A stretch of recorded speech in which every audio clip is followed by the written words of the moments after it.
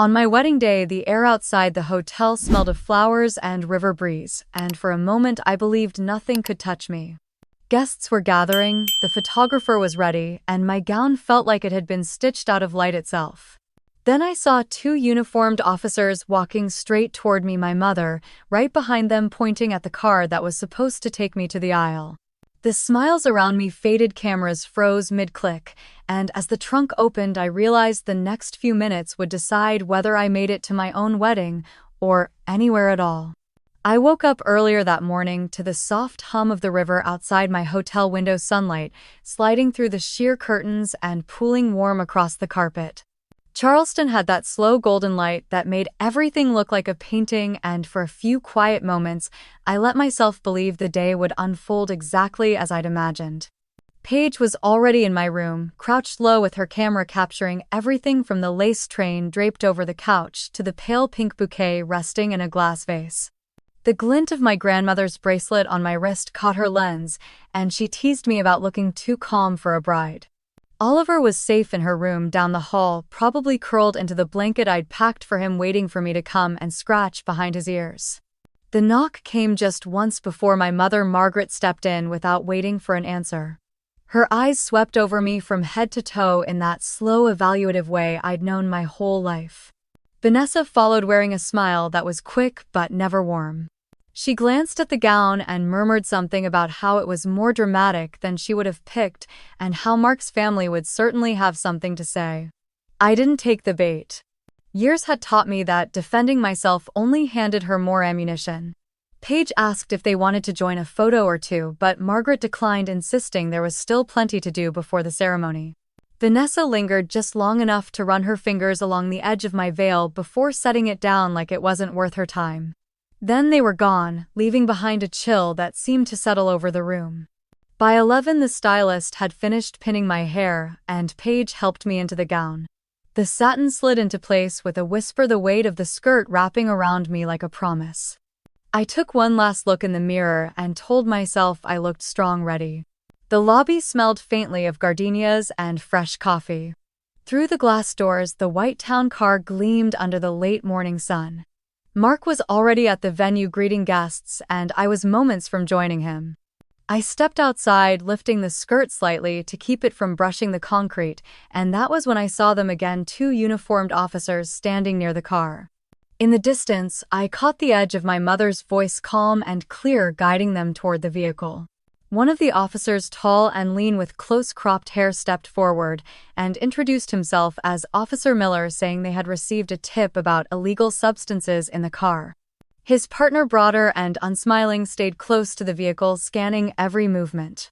My pulse stumbled. I tried to speak, but my mouth was suddenly dry. Margaret gestured toward the trunk and the backseat, her tone almost hospitable. Officer Miller opened the passenger door while Officer Ruiz crouched beside the back seat, slipping his hand deep between the cushions. A small clear bag slid into view, sealed and filled with white pills. "That isn't mine," I heard myself say the words, feeling strange even as they left my mouth. Neither man reacted. Miller moved to the trunk, rifling through the neatly packed decorations, while Ruiz straightened, holding something between two gloved fingers, another bag pulled from the hidden fold under my skirt where the fabric had been tucked for travel. Gasps from nearby. Paige's camera hung slack at her side. A couple of hotel guests had stopped on the sidewalk, whispering to each other. My dress suddenly felt like it weighed 100 pounds. Margaret stood with her hands folded loosely, her expression calm, almost relieved. Vanessa was leaning against one of the columns near the entrance, arms crossed, eyes locked on me like she was watching a scene she had scripted. Mark's best man, who had come to escort me, froze a few steps away. He glanced from the officers to me, and then down to the pavement. Officer Miller told me to place my hands in front of me. I heard someone murmur that it must be a misunderstanding, but the sound was swallowed by the click of the cuffs.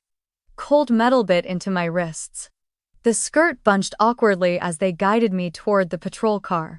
Somewhere behind me, a camera shutter snapped. Not Paige's this time.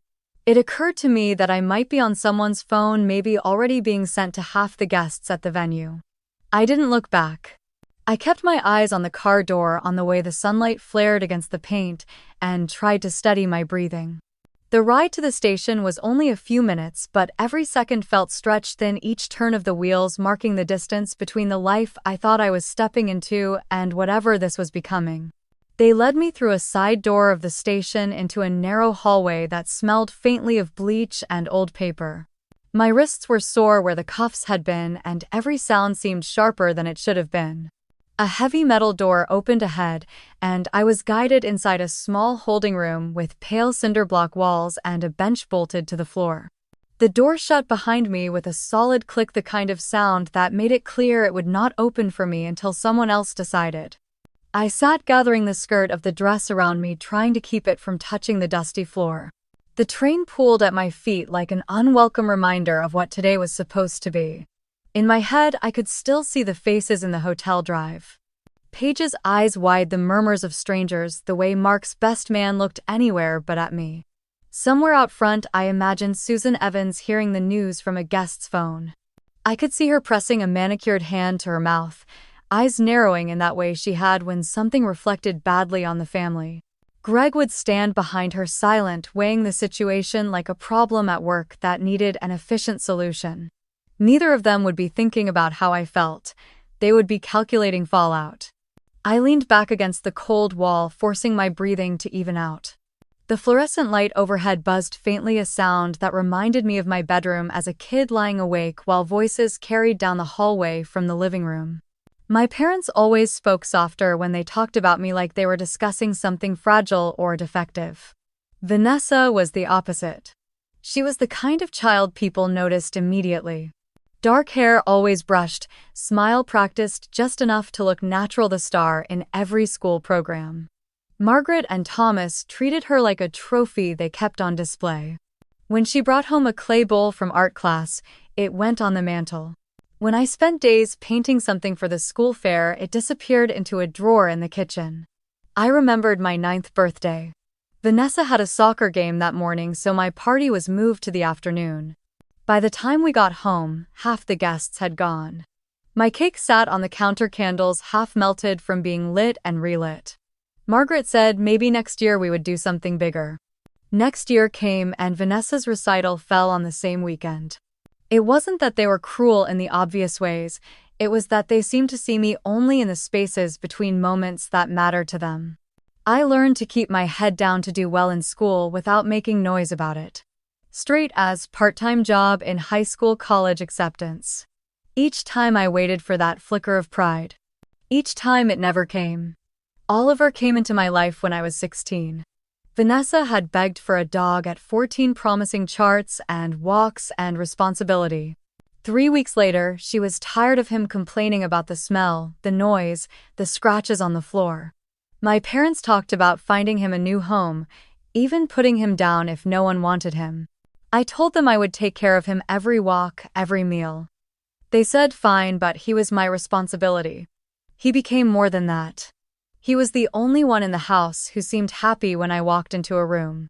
Now, sitting in that cold room, I thought about him pacing in Paige's hotel room, probably waiting for me. The idea that he might end up in some shelter because of whatever this was made my chest tighten more than the thought of the cuffs. The door opened and an officer I had not seen before stepped in. She asked if I needed water. I shook my head. She told me someone would be in to speak with me shortly and left without waiting for a response. Her shoes clicked down the hallway until I could not hear them anymore. I closed my eyes for a moment and tried to piece together how we had gotten here.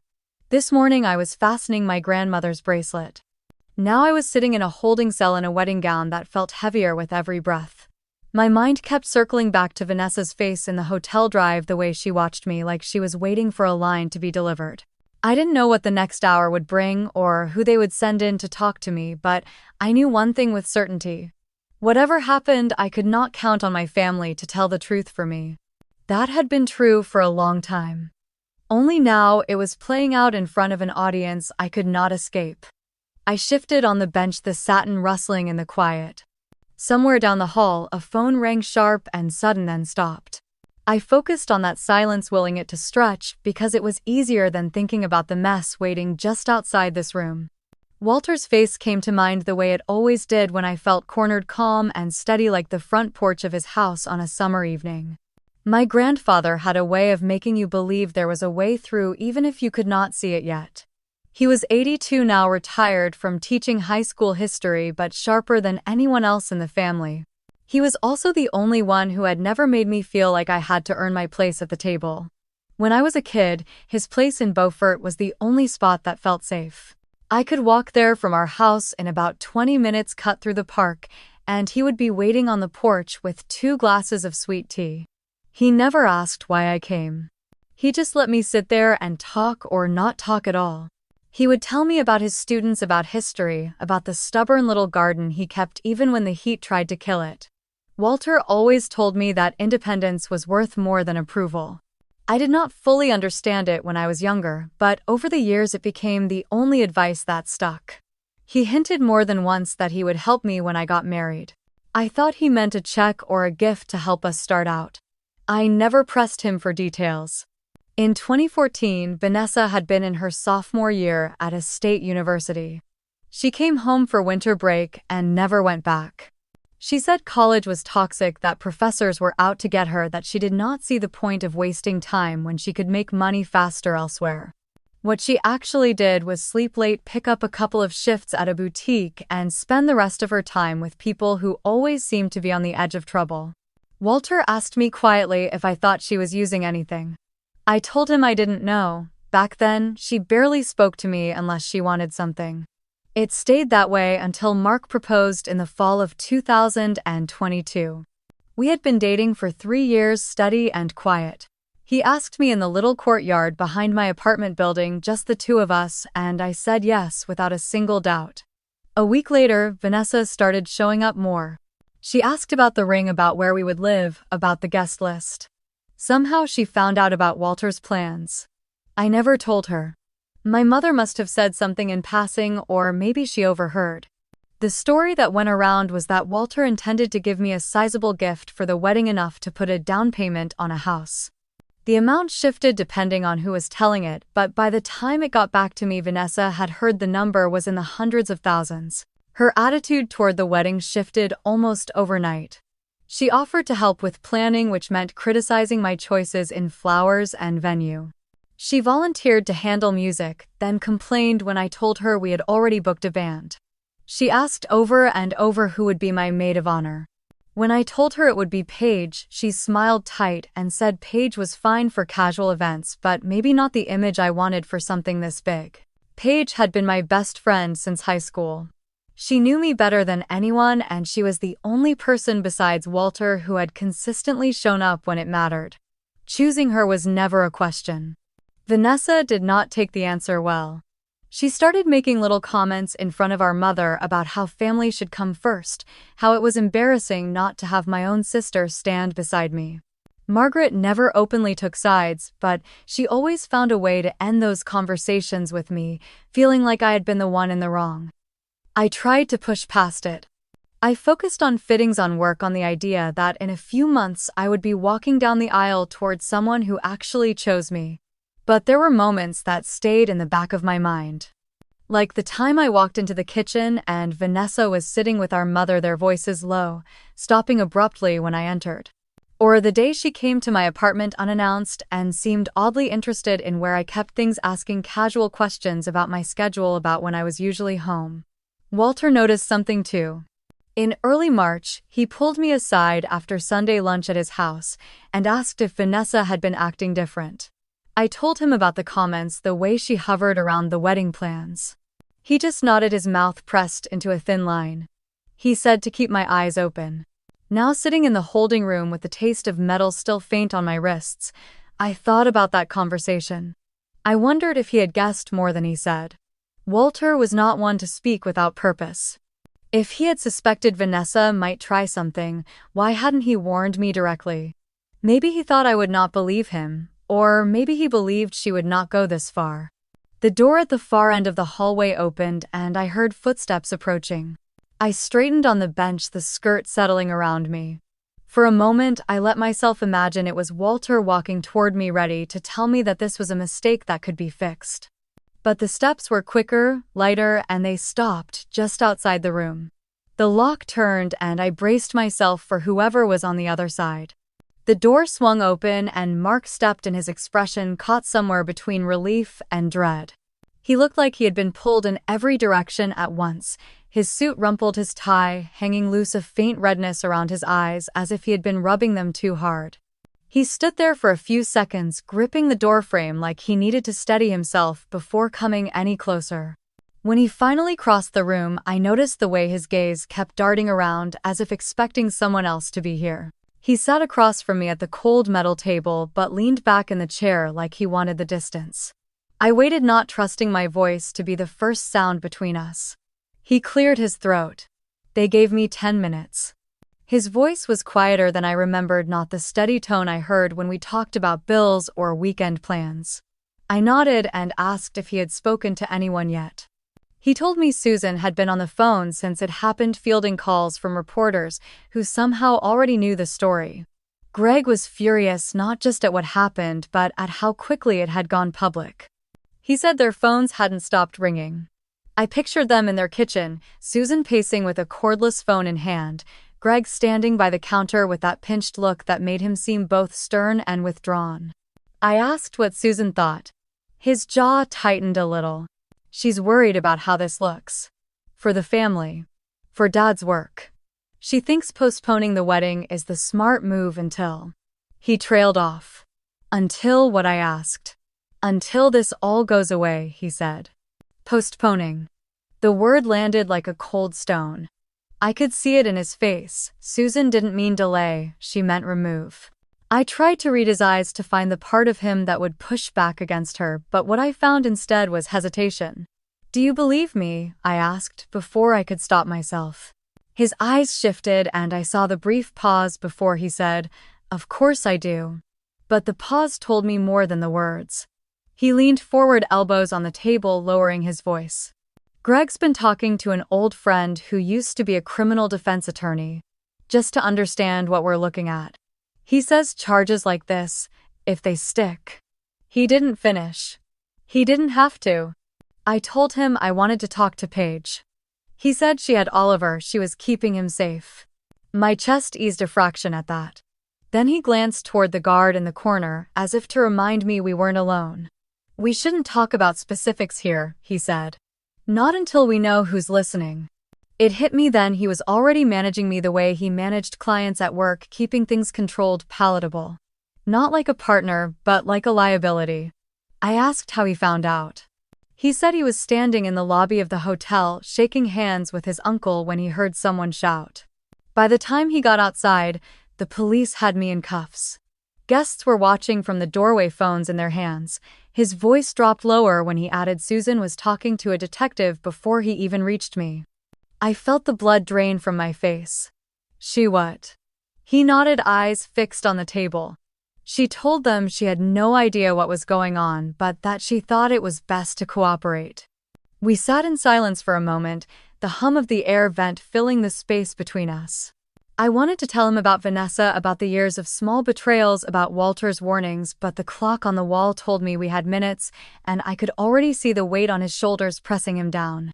He reached for my hand across the table. His palm was warm, but his grip wasn't the same. It lacked that quiet assurance I'd always leaned on. I'm doing everything I can, he said. Just hang in there. Before I could respond, the guard announced time. Mark stood lingering for a moment as if he might bend down and kiss my cheek, but he didn't. He gave a faint nod and left the door closing behind him with a heavy click. I stared at the empty space he'd left, the table still holding the shape of his hands in my memory.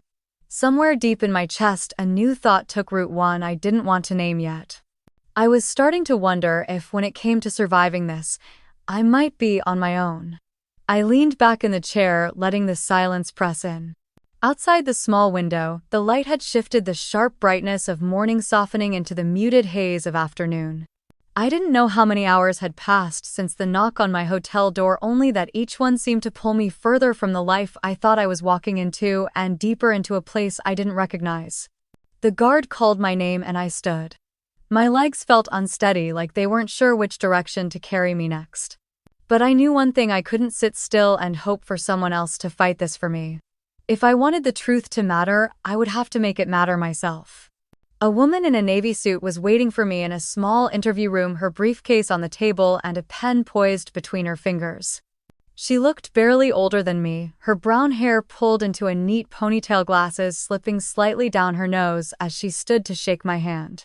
"Emily Ross," she said, sliding into her chair with an energy that felt both eager and uncertain. She started by telling me she had spoken with my family. The words landed heavy before she even explained what that meant. According to her, they believed this was an unfortunate misunderstanding, something that could be resolved quietly if I cooperated. The way she said it made it sound like a reasonable path, but her tone carried the same kind of rehearsed calm I had heard from people trying to steer me towards something they wanted. I asked her to clarify what cooperation looked like. She tapped her pen against a legal pad, avoiding my eyes for a beat too long. It would mean answering questions without pushing back, allowing the investigation to proceed without challenging the process, and not involving outside parties who might escalate things. She leaned in as if sharing a secret. "This doesn't have to get bigger than it already is," she said. I kept my hands folded on the table, watching her. She was young, probably fresh out of law school, maybe with a few minor cases under her belt. There was no sharp edge in her voice, none of the protective steel I had hoped for. She spoke like someone trying not to upset the balance, not like someone ready to take apart the lies that had put me here. "So my family told you this was an accident," I said slowly. She nodded, adding that they seemed genuinely concerned for me and for what this might do to my reputation. My jaw tightened. Concern for my reputation had never been something they invested in before. She shifted in her seat and said the police report noted the drugs had been found in 2 places and that this would make it difficult to argue it was a complete fabrication. I stared at her, wondering if she even considered that both discoveries could have been staged. When I didn't answer, she started talking about plea options, about ways to minimize the fallout. Her voice had that careful cadence of someone trying to make a bitter pill sound like a sensible choice. I let her speak, offering nothing in return. Every instinct told me that showing my hand now would only give her more to feed back to them. When the meeting ended, she gathered her papers quickly, promising to return with updates once she had spoken further with the detectives. She smiled in a way that didn't quite reach her eyes and left without asking me a single real question about my side of the story. The guard reappeared to escort me back, and I walked in silence, my mind spinning. If Emily was my lifeline, I was in trouble. Her loyalty felt split before we had even begun, and I had no idea how much she had already given away. Back in the holding area, I sat on the bench and tried to steady my breathing. I thought about the hotel room that morning, the rows of dresses hung along the wall, the vanity crowded with brushes and lipstick. I remembered Vanessa drifting in and out, her eyes sliding over everything I had laid out. And then, in a flash, I remembered the bear. The small tan teddy bear with a stitched smile and a tiny bow around its neck, sitting quietly on the corner of the dresser. Paige had brought it to the bridal suite the night before, saying it was a good luck charm. She had set it so it faced the wardrobe where my gown hung, its shiny button eyes reflecting the soft light. Inside that bear was a camera. Paige had told me once, half joking, that it could catch anyone trying to steal her makeup at photo shoots. If it had been recording that morning, it might have seen everything. It might have caught who came into the room, who touched my dress, who slipped something into the folds of satin. The thought lit a spark inside me, the first flicker of control I had felt since the handcuffs closed. The problem was the bear was still in the suite. I imagined Vanessa or my mother tossing it in a bag, not knowing what it held. Paige might still be at the hotel packing up her gear. She was the only person I could trust to get to it before anyone else. I turned the idea over in my head, calculating the risk of making that call from here. If Emily was already aligned with my family, she might block me. If the police caught wind of me trying to retrieve evidence on my own, they could twist it into something else. But the bear wasn't going to wait for me to figure out the perfect move. I sat up straighter, the murmur of voices from the hallway growing louder as the afternoon shift began. I could almost feel the clock ticking above me. Somewhere out there was proof, and if I didn't act fast, it would be gone. The guard called me to the desk and told me I had one phone call. My hands felt cold as I picked up the receiver, the coiled cord twisting between my fingers. I punched in Paige's number from memory and prayed she would answer. She picked up on the second ring, her voice tight and cautious. "Lauren, where are you? What's going on?" I cut her off. "I need you to listen, and I need you to do exactly what I say. Take Oliver and bring him to Walter's house right now. Do not stop anywhere and do not tell anyone you're going." She hesitated. "Okay, but what happened? Why are people saying?" I said it again, sharper this time. "Don't ask, just do it. Then you have to go back to the hotel, to the bridal suite. There's a teddy bear on the dresser. It's light brown with a ribbon around its neck. You need to get it before anyone else does. Put it in your camera bag and keep it with you." There was a pause on the other end, the kind where you can feel someone deciding whether to trust you. Paige finally said, "I'll get it." "But how am I supposed to get into the room if they've already checked out or locked it?" "Figure it out," I said quietly. "Tell them you left a lens in there. Tell them you're finishing a shoot for me. Whatever you do, make sure no one from my family sees you." She promised she would move fast. Her voice had shifted, the hesitation replaced by that brisk, focused tone she used when she was on assignment. "I'll call you when I have it," she said, and then the line went dead. The guard motioned me back to the bench. I sat, the receiver's cold plastic still ghosting my palm, and tried to picture Paige weaving through the hotel, Oliver's leash in one hand, camera bag slung over her shoulder. If anyone could pull it off, it was her. A low hum of conversation drifted from the front desk, and I caught fragments of words. Wedding, arrest, drugs. The way they said them in that casual, half-interested tone told me it was already more than just an incident report. People were talking. An officer walked past holding his phone, the screen lit up with a local news feed. I didn't mean to look, but the image was impossible to miss. It was me standing beside the open door of the white town car, wrists cuffed in front of me, my dress pooling awkwardly around my shoes. The headline scrolled underneath: "Charleston bride arrested moments before ceremony." My stomach turned. If it had reached the news already, then the photo was probably being shared everywhere. I thought of guests from the wedding snapping pictures with their phones, texting them to friends, posting them with little captions they thought were clever. The door buzzed, and an officer stepped in holding a printout. He handed it to the guard and left. The guard glanced at it, then tacked it to a corkboard behind the desk. Even from across the room, I could make out my own name and the charge. It was official now, in black and white, pinned up like a piece of routine paperwork.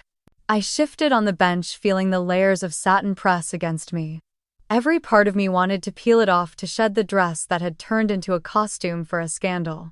But I kept it on, a stubborn reminder to myself of what this day was supposed to have been. Somewhere out there, Paige was moving through crowds, dodging questions and slipping keys into locks she wasn't supposed to have.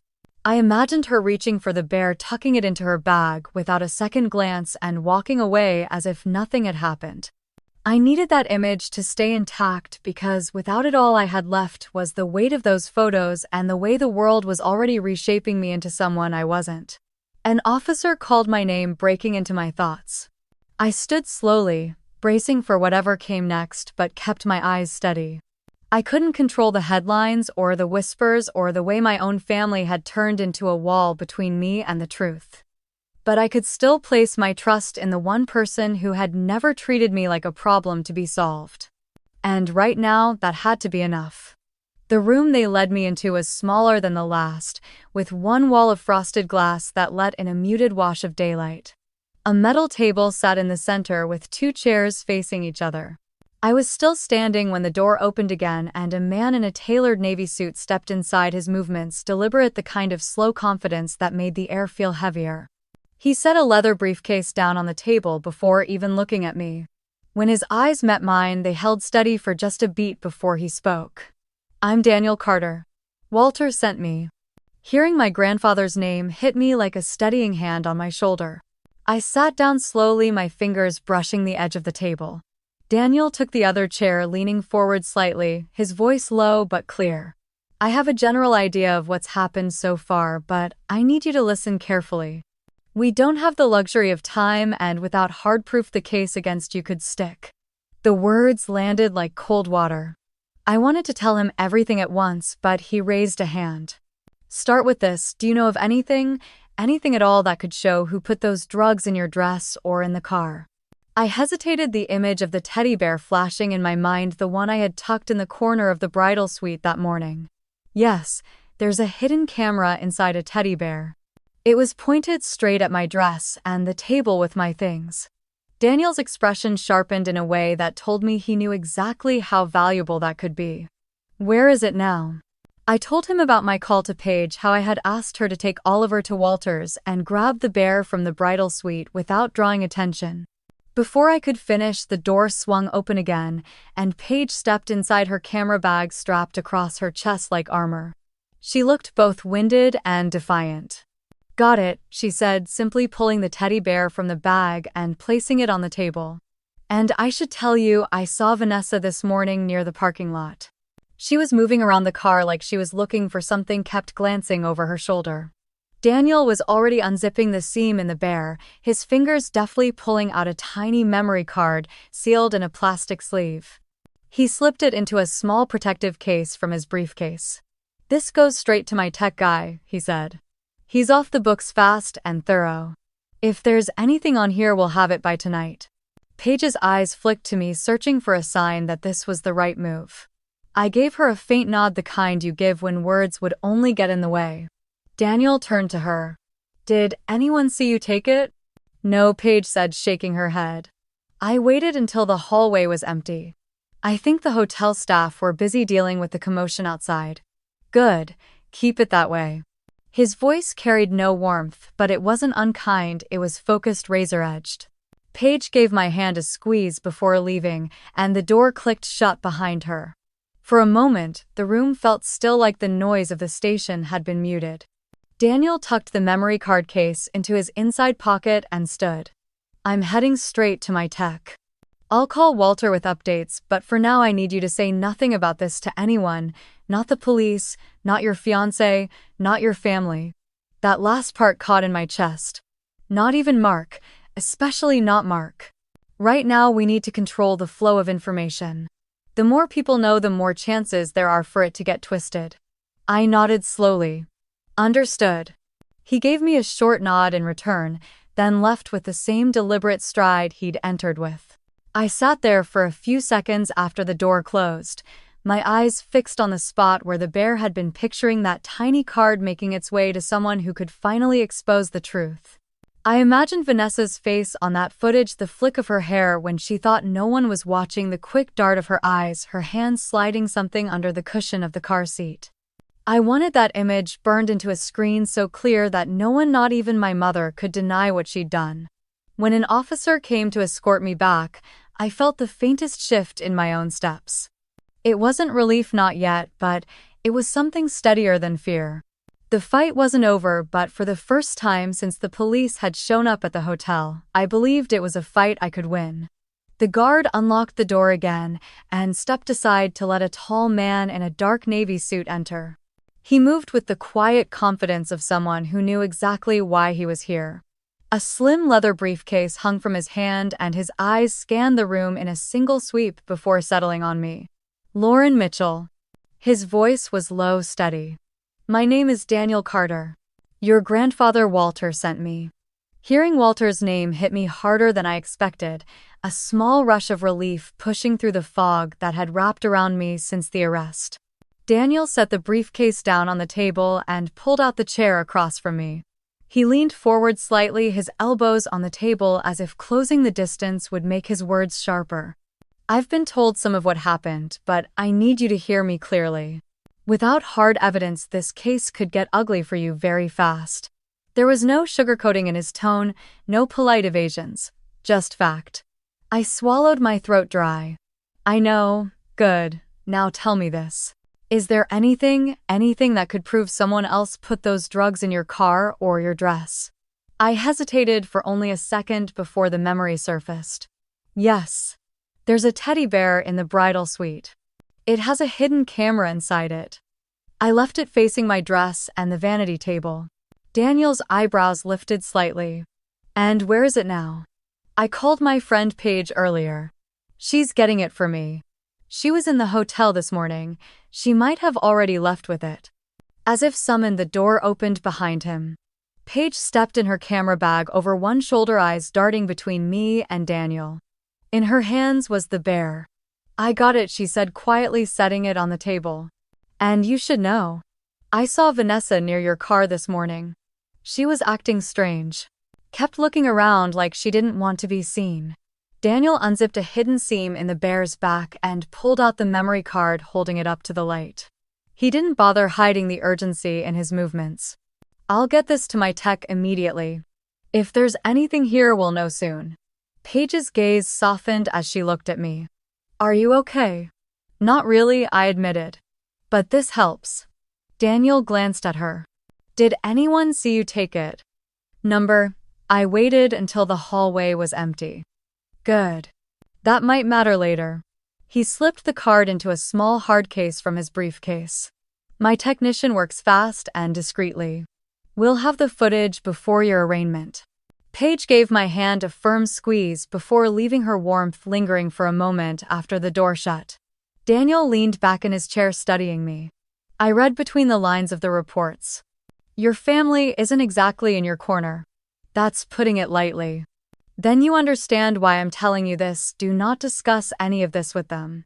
Not your sister, not your mother, not even your fiancé until we know what we're holding." "Mark?" I asked, my voice catching on the name. "Especially Mark. If he doubts you already, this will give him room to decide where he stands. Let him show you before you hand him anything." It was harsh but not wrong. I nodded slowly. Daniel stood, fastening his briefcase. The faint scent of clean cologne lingered in the space between us. "I'll be in touch soon. Try to get some rest." Rest.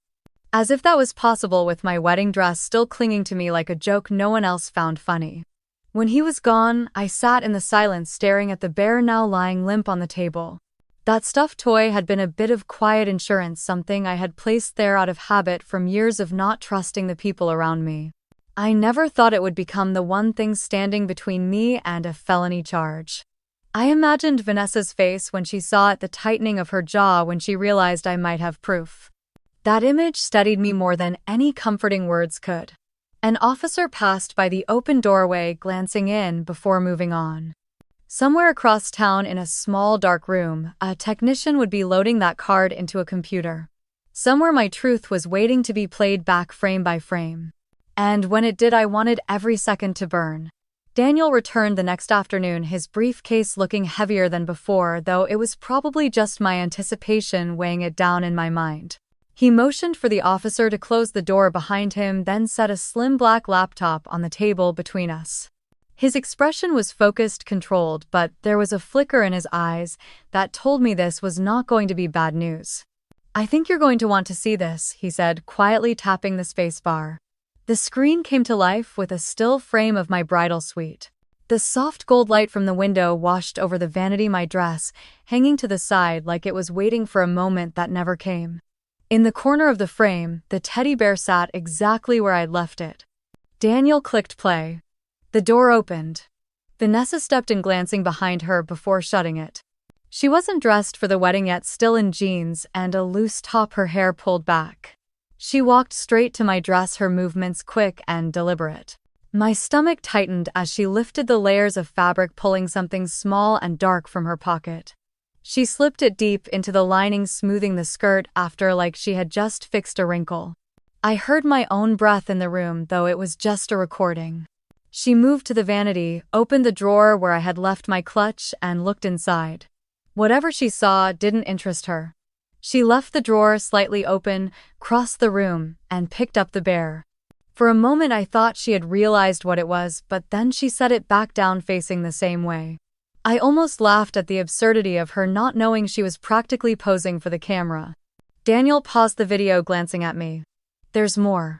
The next clip was darker, from a different angle, the grainy footage marked with the hotel's parking lot timestamp. The image sharpened as Vanessa walked into frame, now in her bridesmaid dress, her hair done. She scanned the lot, then approached the white sedan with the flowers tied to the door handles. My sedan. She pulled the passenger door open, crouched, and slid another bag under the seat. The whole motion took less than 5 seconds. The footage froze on her face as she straightened her eyes, darting to the left as if checking for witnesses. "That's her," I whispered, my voice thin. "The timestamp matches the window between when you left the suite and when the police arrived," Daniel said. "And the hotel security confirmed she was the only person near the car in that time frame." I sat back, letting the images sink into me like cold water. The mix of shock and relief was almost dizzying. This wasn't a suspicion anymore. This was fact preserved in pixels and numbers that no one could twist. Daniel closed the laptop with a decisive snap. "We'll have the full chain of custody from the hotel by tomorrow morning. I'm filing motions to include this in discovery and to request immediate dismissal." My hands were trembling under the table, but I pressed them together until they stilled. "Thank you, doesn't seem enough." He shook his head. "Don't thank me yet. The prosecution will try to argue the footage was tampered with, or that there's an alternative explanation. But this," he tapped the laptop, "this is the kind of thing that turns cases." I thought of Vanessa's voice in the hallway earlier that morning, the edge in her laugh, the way she had looked at me as if she already knew how the day would end. I wondered what she had planned to say when the drugs were found. Would she have feigned concern, tried to look shocked, or simply stood back to watch Daniel slid the laptop into his briefcase? "I'll keep you updated. For now, sit tight. The less you say to anyone, the better." When he left, the room seemed quieter than before, like the air itself was holding its breath. I leaned back against the cold metal chair, closing my eyes for just a moment. The images replayed themselves behind my eyelids, sharp as glass. For the first time since the handcuffs had clicked around my wrists, I felt something steady building in my chest. It wasn't joy. Not yet.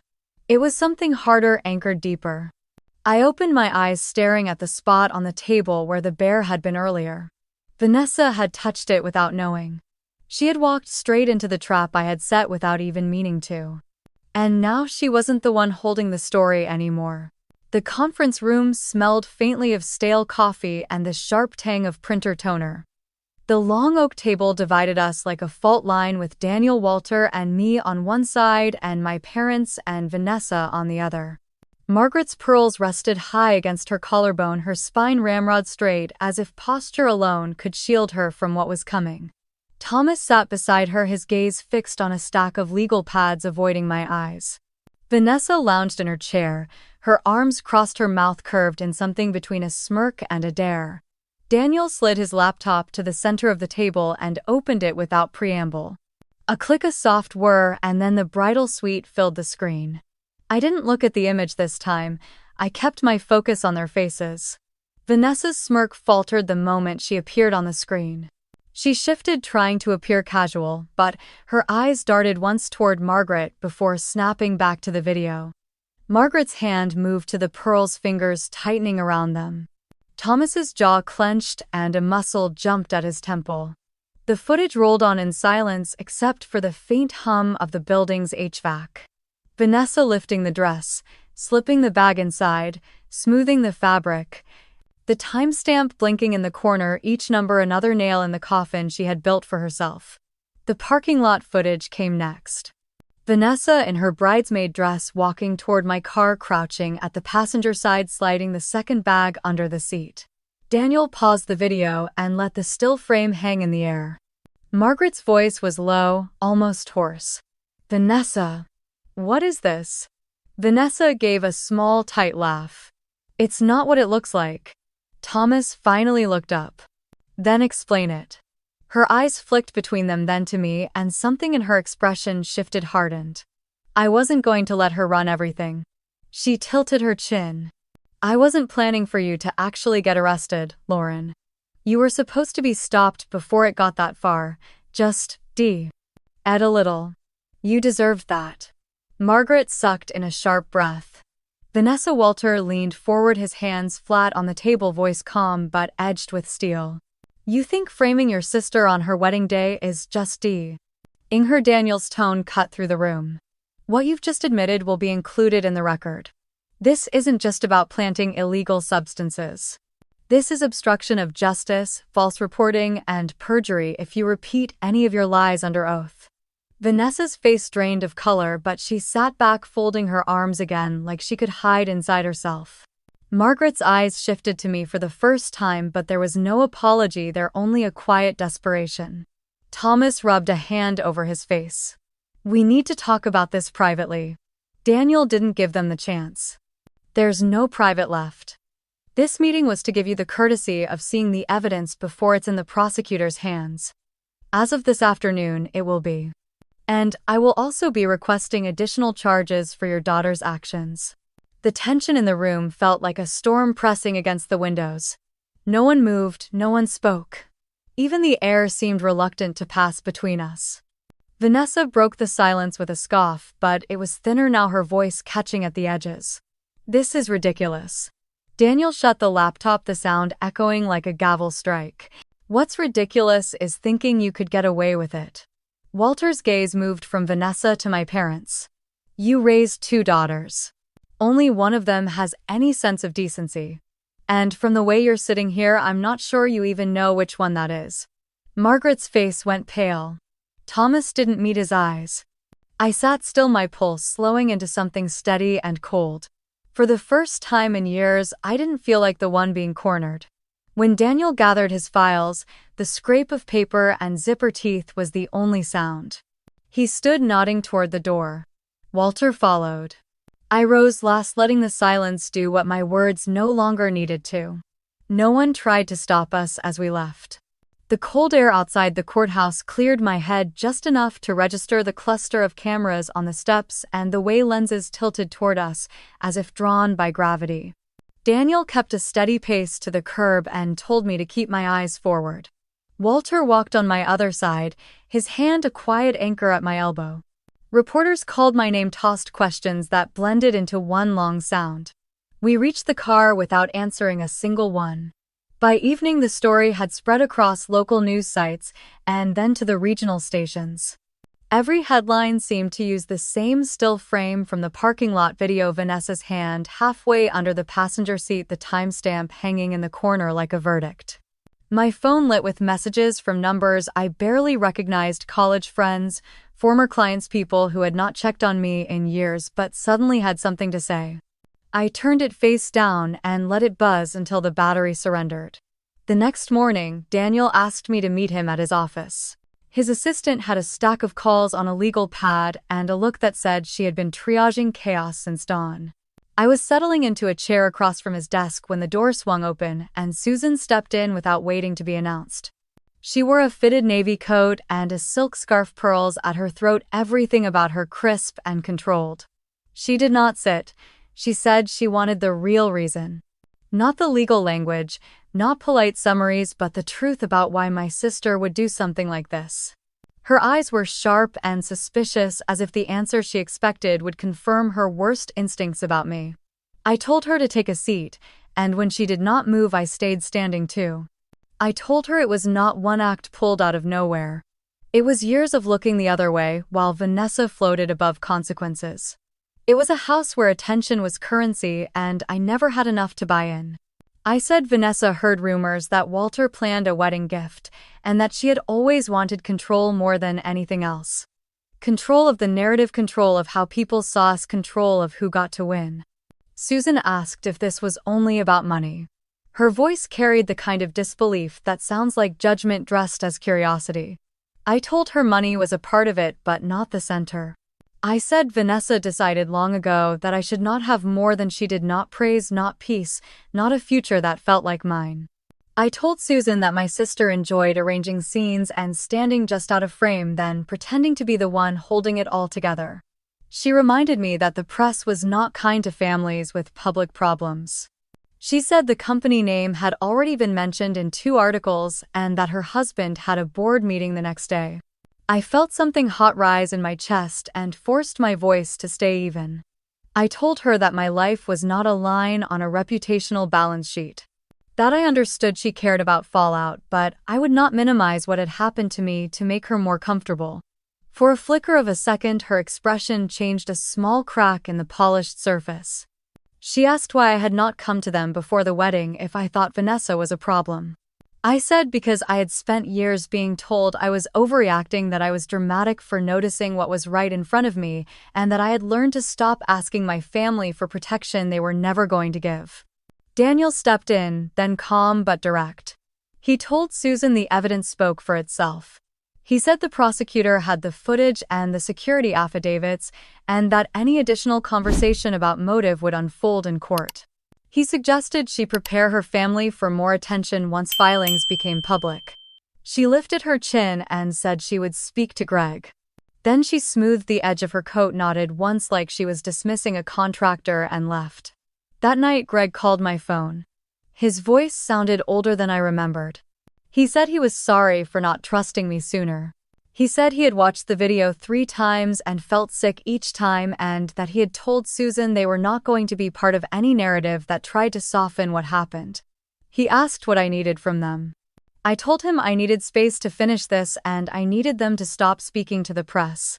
He agreed without protest, and I believed him more than I expected to. Mark showed up the next afternoon. He looked like he had missed every hour of sleep available and had walked the length of the peninsula trying to figure out what to say. He stood just inside my door with his hands in his pockets and said he had been thinking about the ceremony, about the guests who had flown in, about deposits and dates and all the practical scaffolding that used to make me feel secure.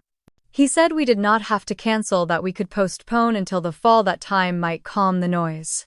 I asked him if time would change the way he had looked at me outside the hotel, the way he had looked past me to the officers as if they had the answers he needed. He said he had been scared. He said he was trying to protect everyone, me included. I told him that protecting me began with believing me without a timestamp on a screen. He was quiet for a long moment. Then he said he did believe me and that the space between knowing and acting had embarrassed him. He said he wanted to do better. I told him I wanted that too, but I needed to finish clearing my name before I stood in front of anyone to make promises about forever. He nodded and said he would wait. He kissed my forehead like he used to after late dinners, and for a second I let my eyes close. When I opened them, he was still there. I appreciated that small fact more than I let on. The days that followed were a blur of paperwork and preparation. Daniel drafted motions and scheduled calls. He brought in a private investigator to gather sworn statements from hotel staff and to document the chain of custody for the footage. He requested the guest list from the venue and compiled a list of people who had seen me in the hours before the arrest. He said we were not only building a defense, we were building a story that made sense even to people who wanted not to see it. Social media spun at its usual speed. One account posted a clip of me being led to the car and called it a cautionary tale. Another account posted the parking lot still and captioned it with a cheer for karma. I stopped reading after that. Paige filtered everything through Daniel and kept the rest off my screen. She brought Oliver to Walter's on the weekends and sent me photos when he fell asleep with his nose tucked under his paw. Those pictures steadied me better than any headline could unsteady me. Susan asked to meet again a few days later, this time at a quiet cafe near the water. She arrived early and already had tea when I sat down. She did not apologize, not directly. She said fear made people foolish and that she had been raised to manage problems before they became news. She said this was the first time she had realized that managing a problem could mean erasing a person who was still in the room. I told her I was not going to be erased. She nodded and said she was beginning to understand that. She asked again about my parents. I told her Margaret had not called and Thomas had not either, and that I did not expect them to.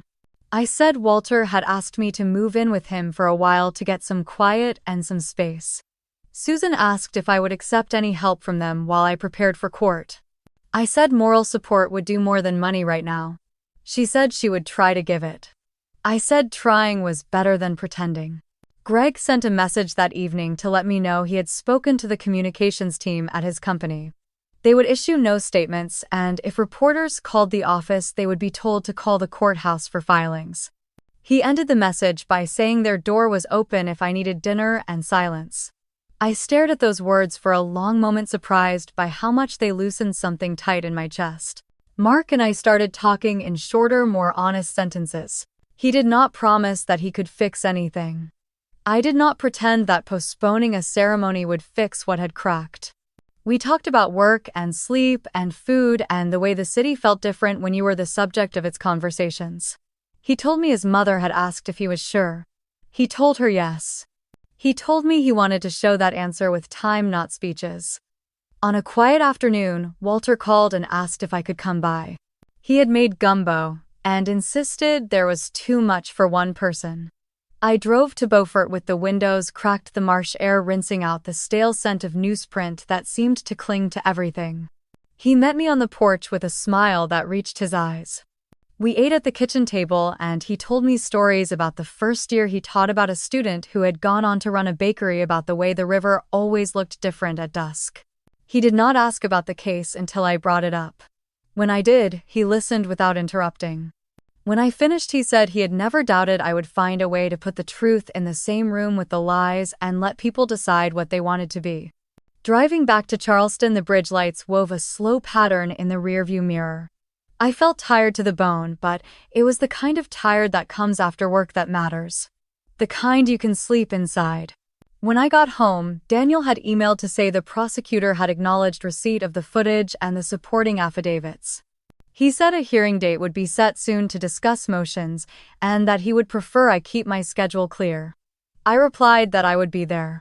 He responded with a single line that said, "We stay patient and we stay precise." I stood by the window and watched the street settle into evening. Somewhere across town, Susan was likely rewriting the script she used when problems knocked on her door.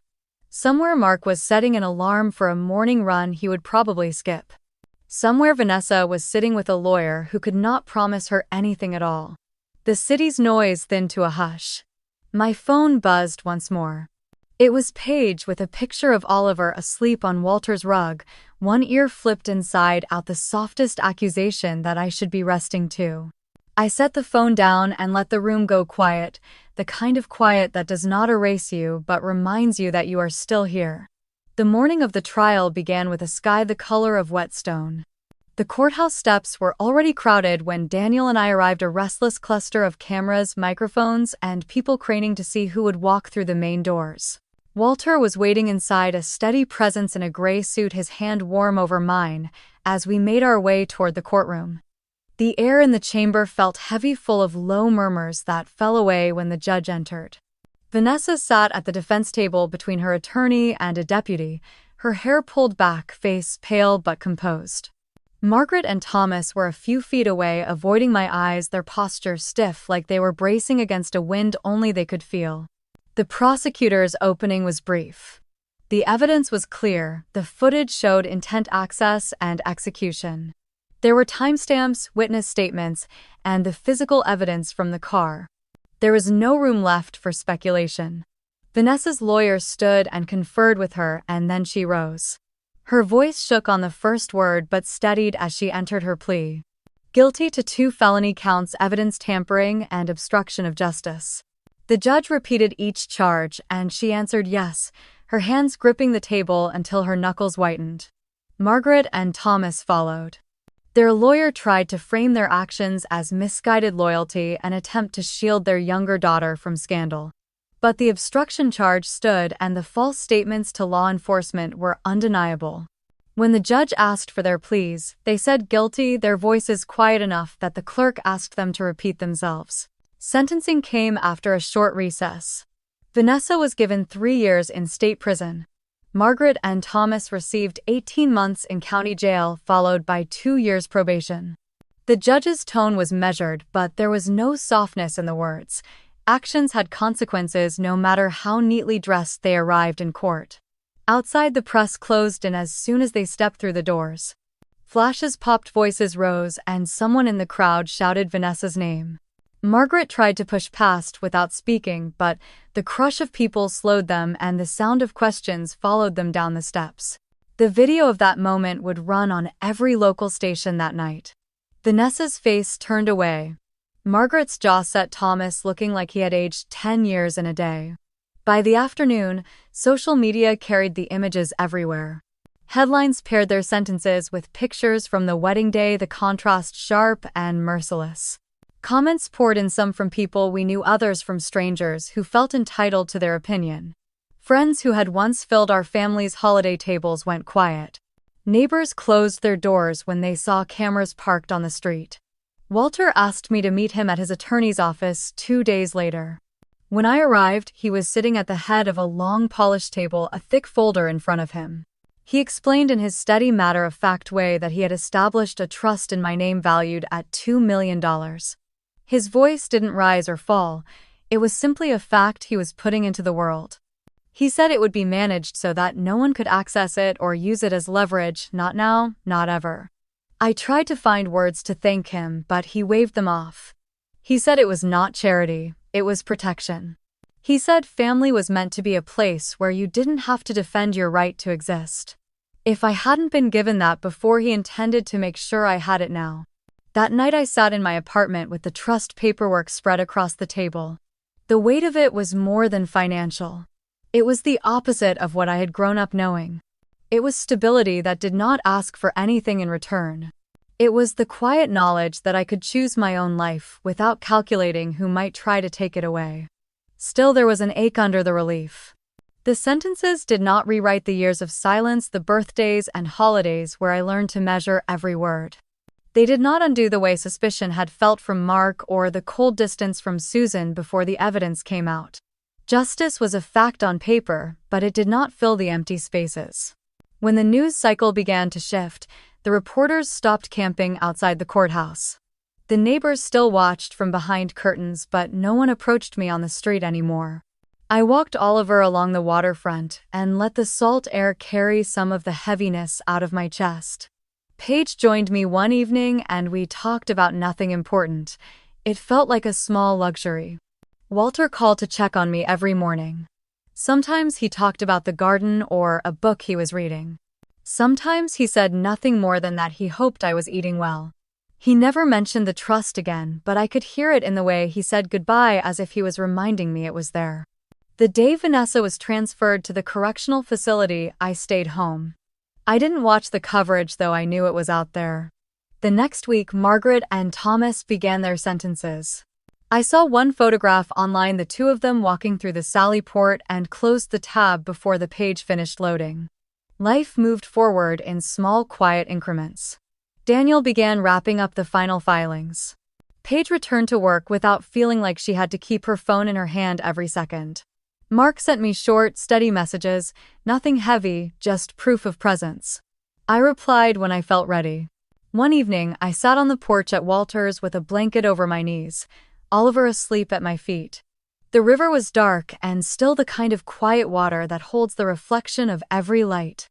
I thought about the courtroom, the verdicts, the trust, and the hollow places those things couldn't reach. Justice had come, and it mattered. But it wasn't the same as having back what had been taken. Walter stepped out with 2 mugs of tea and handed me one. He didn't ask what I was thinking. We sat in silence, the steam curling into the cool air, and for the first time in a long while I didn't feel like I had to explain myself to anyone. The mornings by the river had a way of settling into me before I was even fully awake. Light would spill through the tall windows of Walter's kitchen, warming the hardwood under my feet, and Oliver would nudge at my leg until I poured his food. Walter liked the quiet early hours, the way the mist lifted off the water like it was giving the day permission to begin. I found myself liking it too. Moving in with him was not a decision I made lightly, but it made sense. His home was a place with no shadows waiting around corners. My room overlooked the river, and at night I could hear the low hum of the current, steady and certain. I unpacked slowly, folding my life into this space one drawer at a time. By the second week, I was back at my job at the event planning firm in Charleston. My boss Meredith met me at the door with a hug that was tighter than I expected. She told me my clients had been patient, that my team had covered every detail while I was gone. Stepping into the office felt like stepping onto solid ground again. I threw myself into the work, drafting timelines, smoothing over vendor issues, and seeing events through to their last champagne toast. In the evenings, I started something new. I had enrolled in a few evening classes at the local college focused on criminal justice and legal process. It felt strange at first walking into a classroom again, but the curiosity was there. I wanted to understand the system that had almost swallowed me to know how to stand beside someone else if it tried to do the same to them. Mark called, often his voice careful but warm. He asked about my day, about Oliver, about Walter's garden. We met for lunch once, sitting by the marina with paper baskets of fried shrimp and coleslaw. He said he still wanted to marry me, that he was willing to wait until I was ready. I told him I needed to stand on my own feet a little longer. He nodded, and we ate in comfortable quiet, the kind that meant there was still something worth keeping. Susan never came to the house, but she sent a letter. She wrote that she had been wrong to doubt me, that fear had made her hold on to the wrong things. I read it twice and set it in a drawer. Forgiveness was a long road, and I was not at the end of it yet. Greg called sometimes, and those conversations were easier. He asked about the river, about work, about whether Walter still played poker on Thursdays. Paige became a fixture at the house. She would stop by with takeout, kick off her shoes, and sprawl on the couch with Oliver's head in her lap. We talked about everything and nothing, about her job, about a new coffee shop opening downtown, about the ridiculous shows we used to watch in college. She never brought up the trial unless I did. That was her way of making sure I didn't have to live there any longer than I chose. As the months passed, the sharp edges of what had happened began to dull. They never disappeared, but they stopped cutting every time I brushed against them. The papers moved on to other stories, the kind that would burn bright for a week and fade. People in town stopped looking twice when they saw me in the grocery store. I learned the rhythm of life here, the way the river rose and fell with the tides, the way the porch caught the last light in the evenings. One Saturday morning I was in the kitchen making coffee when Walter came in holding the mail. He handed me a thick envelope with my name on it. Inside was the official notice that the trust had been fully executed, that every safeguard he had insisted on was in place. I traced the raised seal on the paper, feeling the weight of what it meant. It was not about the money. It was about knowing no one could take from me what I had built for myself. That afternoon I took Oliver for a long walk along the riverbank. The air smelled of salt and pine, and the sun turned the water into sheets of shifting light. I thought about the girl I had been before all this, the one who measured her worth by how little trouble she could cause, how much she could keep the peace. That girl had been gone for a long time now. When we reached the bend in the river, I sat on the old wooden bench and let Oliver chase the gulls for a while. I thought about the people who might be listening to this story someday. Maybe they would know what it felt like to be betrayed by the people who were supposed to protect them. Maybe they would understand the hollow space it leaves behind. If they did, I wanted them to hear this part most of all. You do not have to stay silent. You do not have to accept the version of you that someone else decided was true. Your worth is not theirs to define.